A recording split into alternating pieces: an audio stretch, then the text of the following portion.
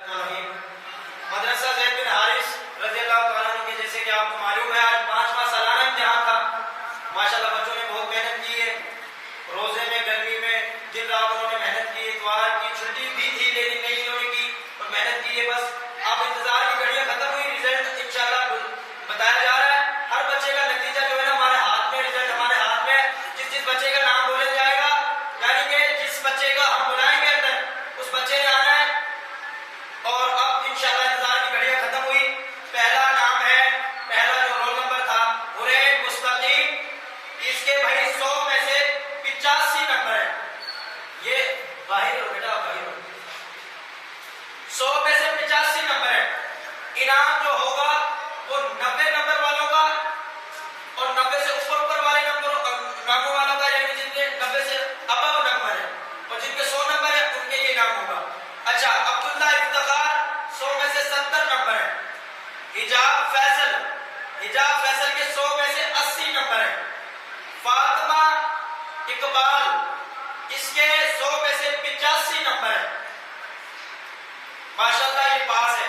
जो 80 से 75 से ऊपर वाले बच्चे हैं ये पास है। आगे हम बोलते हैं शुएब इरशाद 100 में से 80 नंबर है।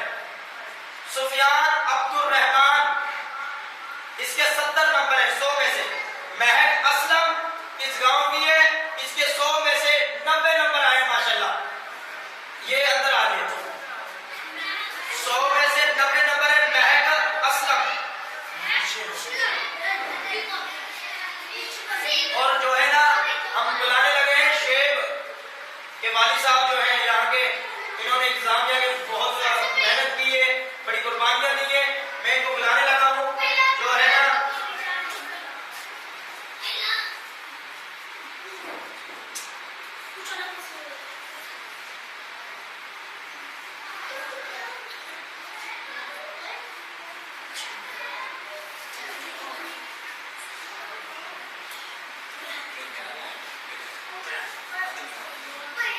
महक असलम गांव कल्लू से ताल्लुक रखने वाली लड़की, माशाल्लाह इसने 100 में से 90 नंबर लिए हैं।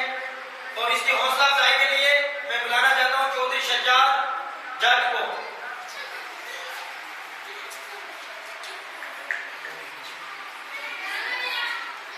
सीधा करता हूँ इस वाली साइड से, यानी कि इस आयत से। माशाल्लाह इसके 100 में से 90